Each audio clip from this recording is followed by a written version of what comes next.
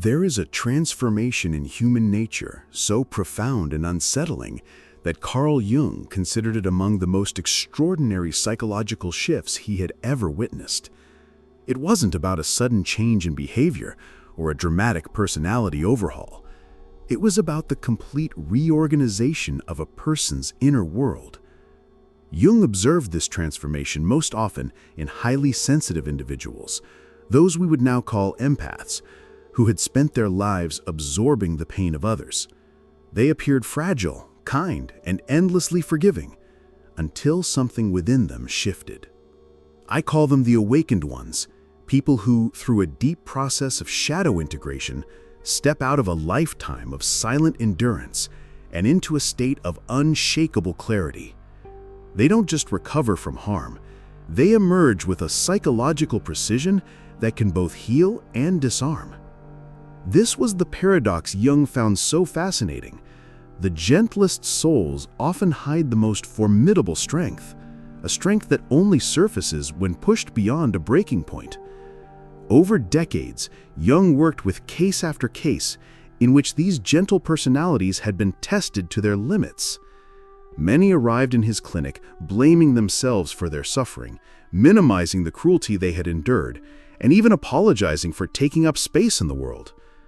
Their life histories often sounded painfully similar, growing up with parents addicted to alcohol or trapped in rage, enduring infidelity from partners they had trusted, or living in families whose dysfunction had become the unspoken norm.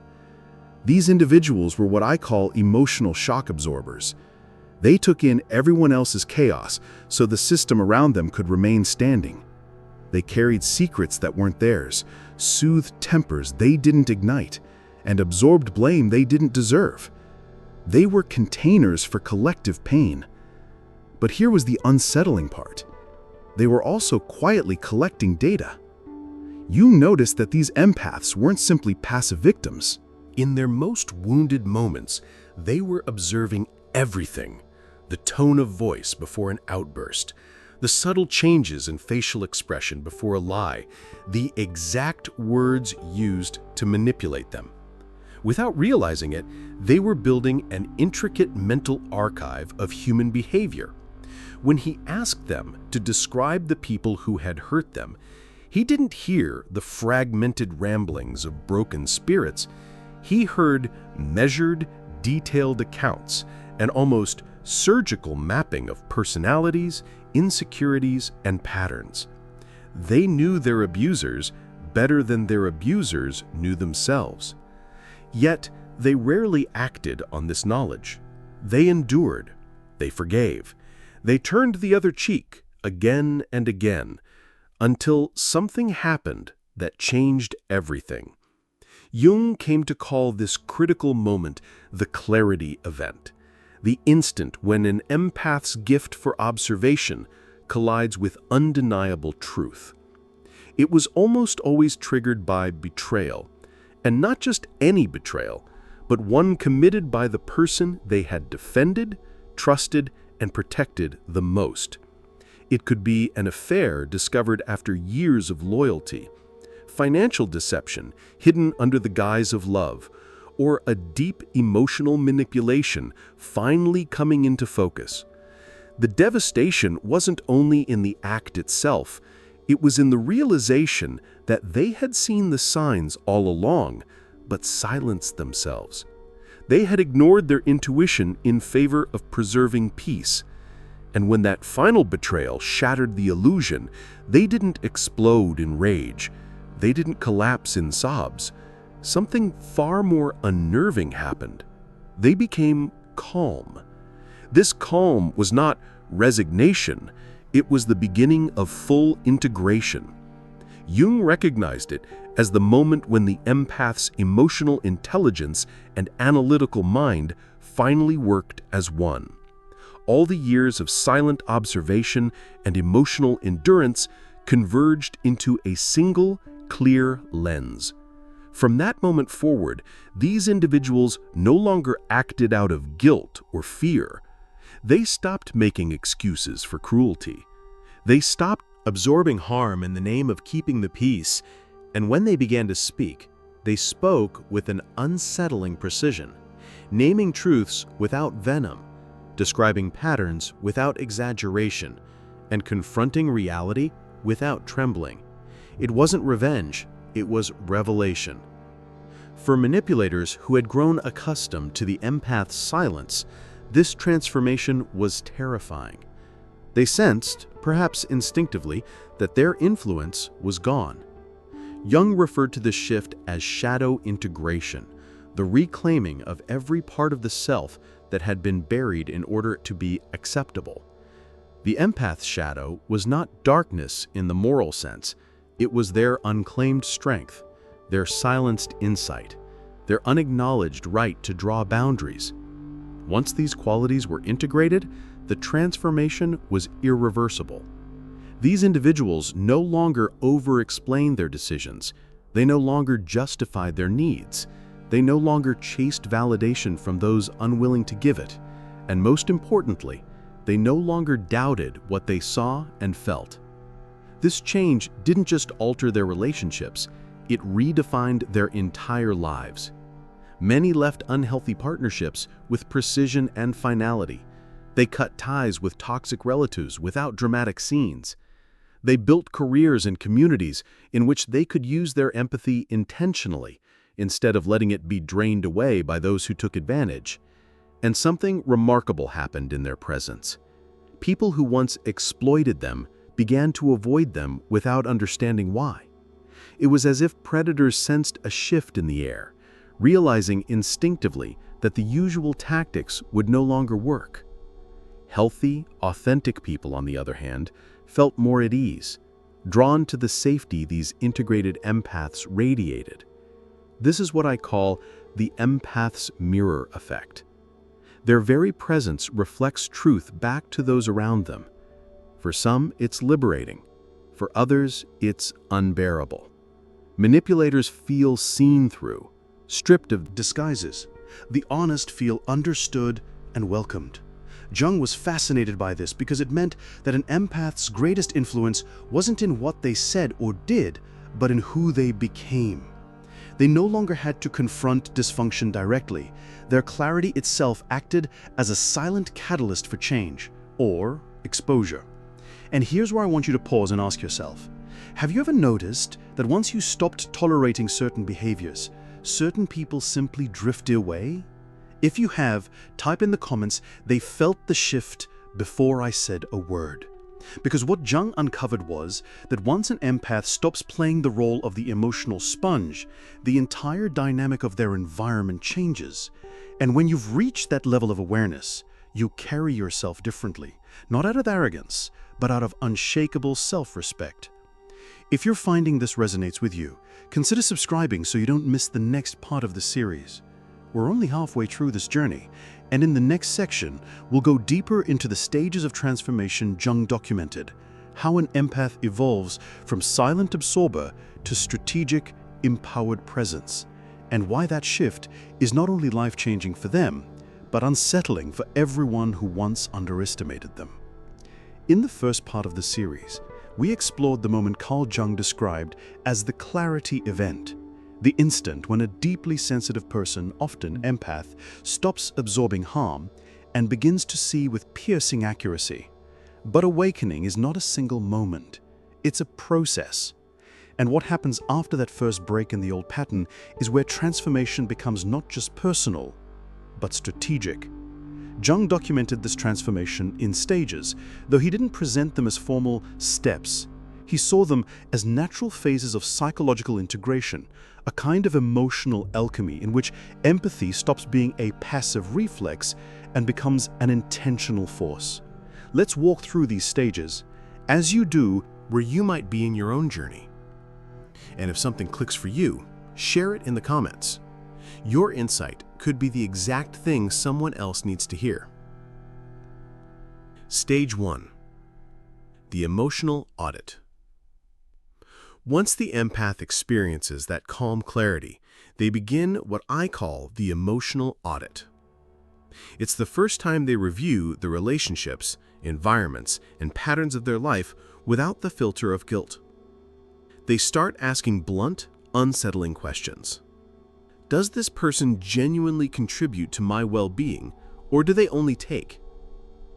If I never called them again, would they even notice, or just find another source of attention? Am I keeping this relationship alive out of love or out of habit?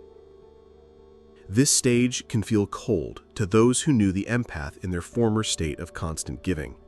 But it's not coldness, it's truth without distortion. Jung noted that empaths at this stage no longer sugarcoat the behaviors of others. They begin to catalog facts instead of feelings. In this phase, many toxic connections naturally weaken. Sometimes there's a conversation, but often there's just quiet withdrawal.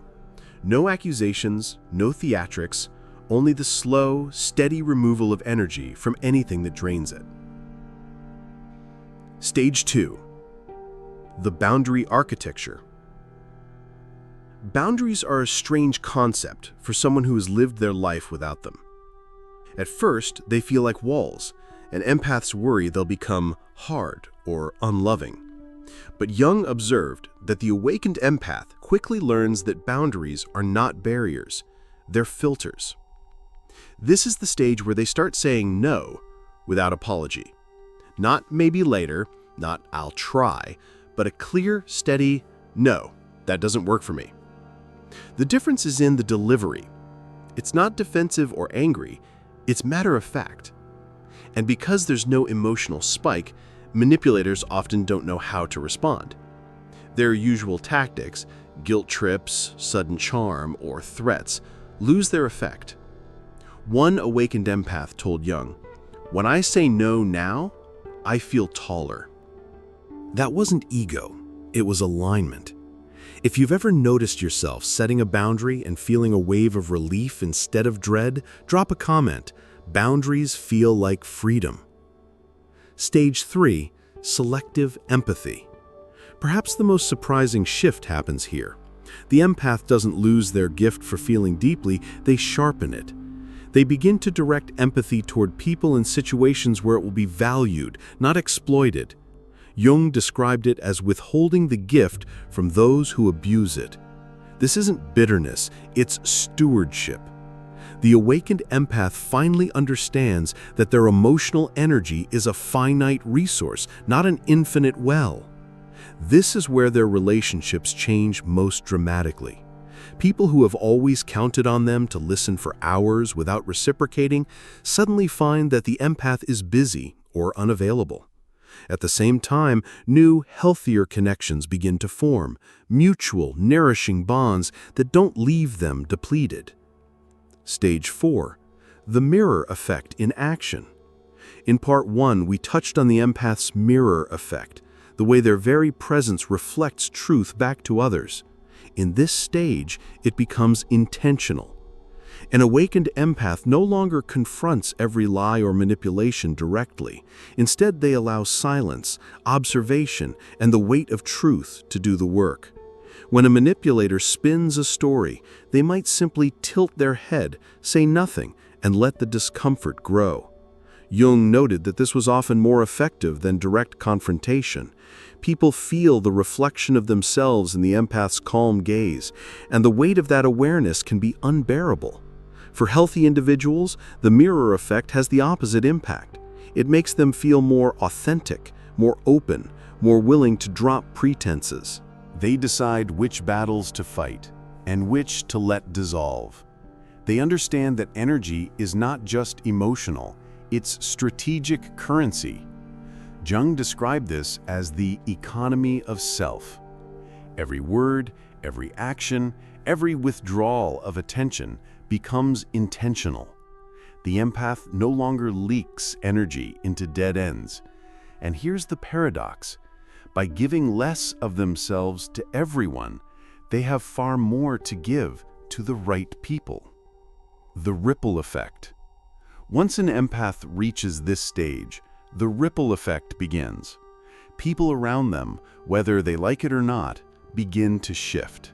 Some rise to meet the new standard of mutual respect, others drift away, unable to operate under the clarity now present.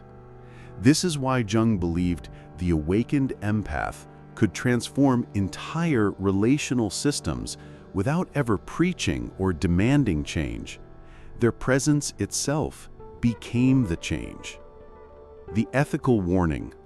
Jung also offered a warning here. The awakened empath's insight into human nature is so precise that it can be used for harm as easily as for good. To know someone's insecurities, patterns, and unspoken motives is to hold great power. He cautioned that the same clarity that liberates can also manipulate. The difference lies in intention. This is why true integration requires self-awareness, not just of others, but of one's own shadow. The empath who uses their insight with compassion becomes a healer. The one who uses it to dominate becomes something else entirely. Living as an awakened empath.